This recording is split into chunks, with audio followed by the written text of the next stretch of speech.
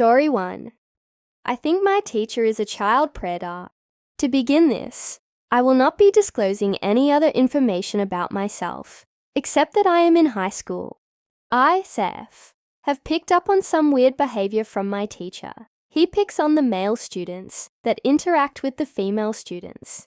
He always brings up one student's boyfriend and chastises him about his football skills. Recently, I've noticed that he's very protective over one specific student in particular. We'll call her Jay. I, for one, think that Jay is very beautiful, and I think that everyone else in the school can say the same. She's very quiet, soft-spoken whenever she speaks. Her and I share most of over classes together, and when our teachers talk with her, it's about either her grades or calling on her for answers to a question. But our teacher, we can call him Mr. P, interacts with her on a different level. He touches her hair, as I've pointed out before, picks on her boyfriend, always bringing him up when he's not relevant to the conversation we're having. Once, he had came in the class to him her something Jay had forgotten, and Mr. P was hell-bent on getting him to leave. He talks and asks about the activities Jay and her boyfriend do outside of school like that is any of his business. In front of the class, might I add. I've noticed that whenever Mr. P spoke to Jay, her face and body language changes. Her shoulders cave in whenever he walks past her. Her face contorts into a disgusted one when he calls her name. Recently, me and my acquaintance had put the pieces together. Jay had gotten her hair done, and Mr. P took notice to that, making it a topic for 5 to 10 minutes. He had recently braided her hair, which made her uncomfortable. She kept telling him to stop, and he continued to laugh about it. Once I told him to stop, he snapped at me. When he introduced himself to the class, he told us that he took an opportunity at our school for the benefits. Now that's bullshit, because everyone knows that our school has no benefits. In actuality, he was fired for an inappropriate relationship with the students. Why didn't the school run a background check when he applied?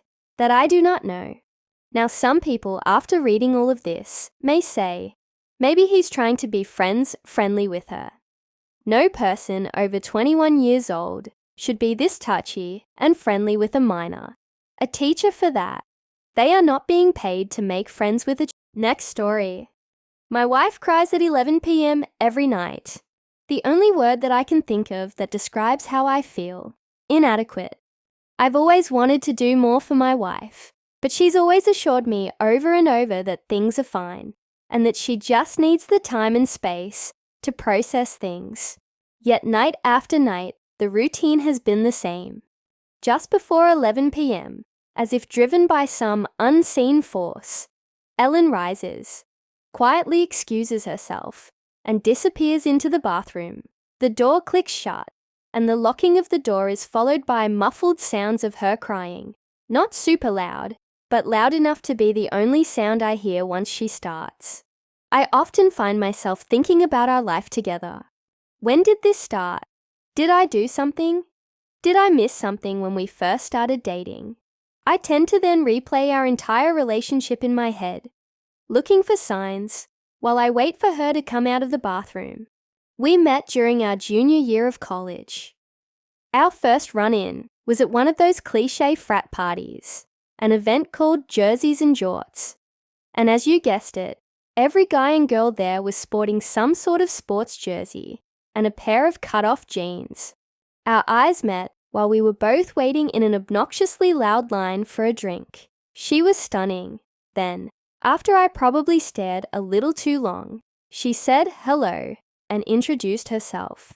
She complimented my Mutombo Nuggets jersey, an old vintage jersey imbued with a rainbow of vibrant colors. I complimented her retro Robinson USA jersey, a bona fide classic. She had borrowed it from her roommate. A couple minutes into our conversation, I realized she didn't know who either Dikembe Mutombo or David Robinson were. Then we laughed at everyone in jean shorts and how everyone would secretly look forward to somehow coming up with a new excuse or themed party where they could sport their jean shorts again. Why can't people just admit they like wearing jean shorts? We continued poking fun at Greek life at schools, and somehow ended up talking about our classes, and our majors, then our roommates. It felt like we talked the entire night. I was in love. We followed each other on Instagram. It took me 3 weeks of barraging her with memes, which she often hided, before she responded with a fateful message. "Do you want to get coffee with me?" I thought I was dreaming. One morning later that week, we were in line at Picasso's Coffee.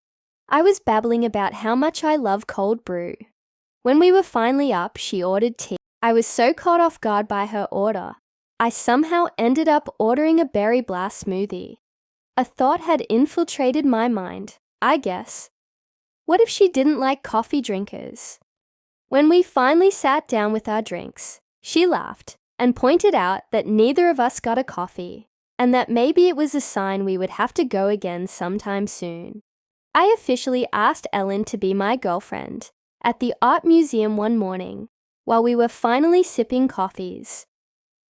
We were standing opposite Van Gogh's painting, The Ravine. It was her favorite painting in the museum. She loved talking about it.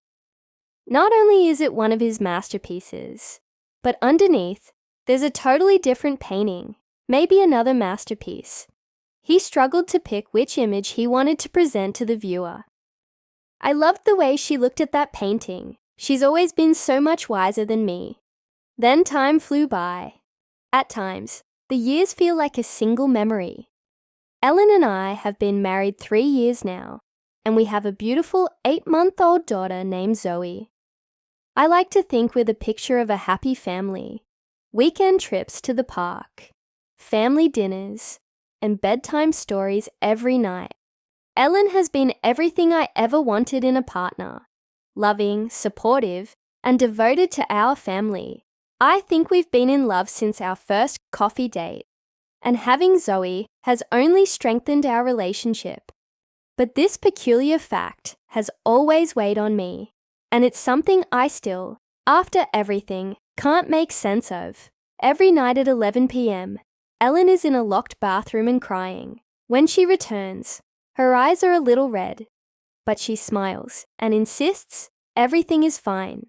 The truth is, I can't quite remember exactly when it started, but I'm almost sure I first noticed it a couple weeks after we moved into the new house. Looking back, maybe it did start around then. It was a lot of change quickly. In 1 year, we got engaged and then married. I lost my job, and it took longer to find a new one than we expected. Ellen lost her mum to breast cancer. And then we found out we had a baby on the way. I figured this was Ellen's way of coping. Grief, stress, enormous change. I tried to give her space, hoping she'd tell me when she was ready. "Ellen, are you okay?" I asked her as she slowly climbed into bed one night. The crying had been more intense than usual. She looked as if she was hiding physical pain. She responded with a gentle smile, her eyes still glistening from the remnants of tears she hadn't fully wiped away. "I'm okay, really. Just thinking about things," she finally said. "What kind of things?" I pressed gently. She waved it off, gave me a quick kiss on the cheek, and changed the subject. I let it drop, thinking it was just a rough patch. We all have those, right? But as time went on, I realized it wasn't just a phase. It was something much deeper, something that didn't fade. Her 11 p.m. ritual continued. No matter where we were, on vacation, at a friend's house, even out at dinner on a date night, at 11 p.m., she'd find a bathroom, go in alone, and cry.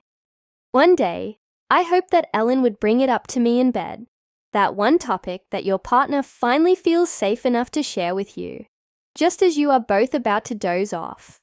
Some strong mixture of sleepy comfort and courage. I was ready for any explanation, but I realize now I'll never know. I'm sorry, I read back what I've written and haven't made it clear. I guess in some ways, Ellen is here with Zoe and I. We lost Ellen in a car accident recently. On July 5th, just before dawn, Ellen got up early one morning to go meet her dad at the harbour for a mile swim. It was a tradition of theirs. Always the morning after the 4th. They joked that their time in the water calmed down the fish, who were spooked by all of the fireworks from the night before. But she never made it to the pier. She was hit by a drunk driver who was just coming home from the bars. So it's me and Zoe now, and our families. My parents have been helping out as much as they can, though they both still work. Ellen's dad tried his best for a few days, but I think the grief of losing both his wife and daughter was too much. Just a few days after Ellen's funeral, he abruptly said he needed to go to Greece to visit family, which I didn't even know they had. I look back now and wish I had asked Ellen's dad about it after I first noticed. Had they ever noticed it when Ellen lived at home? Or maybe I should have pushed further with Ellen herself to get an answer. I could have mentioned therapy. I could have gone with her and we could have figured it out together. But now I find myself in the same position, unable to help someone I love. The night Ellen died, after the hospital, after sitting for hours in that cold fluorescent waiting room, I finally came home with Zoe. My mom and dad stayed over with us. Just a baby, too young to understand what had happened. But that night, when I put Zoe to bed, she started crying. It was loud and heart-wrenching. Nothing like the soft cries of a sleepy baby. I held her, soothing her as best I could until she finally calmed down. It wasn't until later, after she'd fallen asleep in my arms, that I glanced at the clock. It was just a few minutes after 11 p.m. My stomach dropped. I hoped it was maybe just a coincidence, though as the days and nights passed, it was clear. Every night at 11 p.m. on the dot, Zoe cries a horrible cry. Her body writhes, as if she's in some great pain. I can't do anything for her. I hold her tightly in my arms and just let her cry out. Feeling hopeless, I finally confided in my parents about Zoe's nightly crying. At first, they thought I was just overwhelmed with grief, imagining things. In their defense, I couldn't bring myself to explain that Ellen did the same thing. It's like I was embarrassed to admit it. Not embarrassed of Ellen, but embarrassed I didn't do more to help. My parents did say, no matter what was going on, I should get Zoe looked at it if she was crying terribly all the time. I first took her to our regular pediatrician. Dr. Connolly performed a comprehensive physical exam, checking Zoe's vitals, growth metrics, and reflexes, but nothing appeared out of the ordinary. After a thorough discussion of her symptoms, including the recurrent 11 p.m. onset of intense screaming and crying, Dr. Connolly suggested we rule out any underlying sleep disorders, such as parasomnia or night terrors. However, when initial polysomnography tests came back normal, he referred us to a pediatric neurologist for further evaluation, suspecting a possible neurological component. After a week of waiting, a neurologist named Dr. Patel conducted a full neurological examination, assessing Zoe's cranial nerve function, motor coordination, and sensory responses.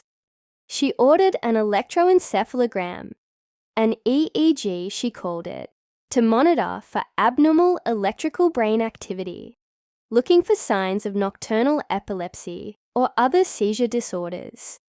When the EEG results returned unremarkable, Dr. Patel recommended advanced neuroimaging, including an MRI and a PET scan, to investigate any structural or metabolic abnormalities in Zoe's brain. The scans, however, showed no signs of lesions, tumors, or any abnormalities in her cerebral cortex or limbic system, leaving Dr. Patel as perplexed as I was. Despite the extensive battery of tests, everything pointed to a perfectly healthy child. Yet the unexplained crying persisted like clockwork. After several visits and countless tests, The doctors couldn't find anything physically wrong with her. Zoe was perfectly healthy. In the end, Dr. Patel offered one suggestion, an explanation that was almost impossible to test. Her body reacting to something that wasn't physically there, but perhaps emotionally imprinted. It was the only explanation she could offer, though it left me with more questions than answers.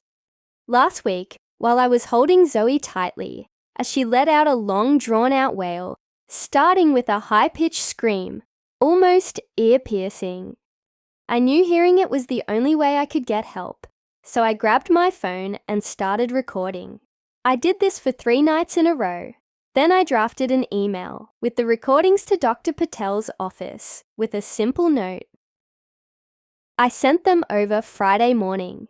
Today, my mom came over and watched Zoe for me while I caught up on work from last week. Around 3 p.m., my mom barreled into my office. My phone in her hand, Dr. Patel was calling. I shot up from my desk, grabbed my phone, and answered. Dr. Patel explained that she's been listening to the recordings of Zoe crying all weekend and is astonished that a child can generate such a loud, agonizing cry. Did you edit these? She finally asked me. Of course not, I answered. From an infant? No. From any person. I have never heard anything like this in my life. She continued. She then asked me if we could come in for more tests tomorrow night. From 10 p.m. to midnight, Dr. Patel wants to take new scans during an episode. Yes, thank you so much. I nearly yelled back on the phone when she asked my thoughts on the plan. It's 10:44 p.m. now. I am going to get ready to hold Zoe in my arms and tell her again and again that it will be over soon, that she doesn't need to cry. Even though I know deep down, I don't know if I can help her. I hope the tests tomorrow bring answers.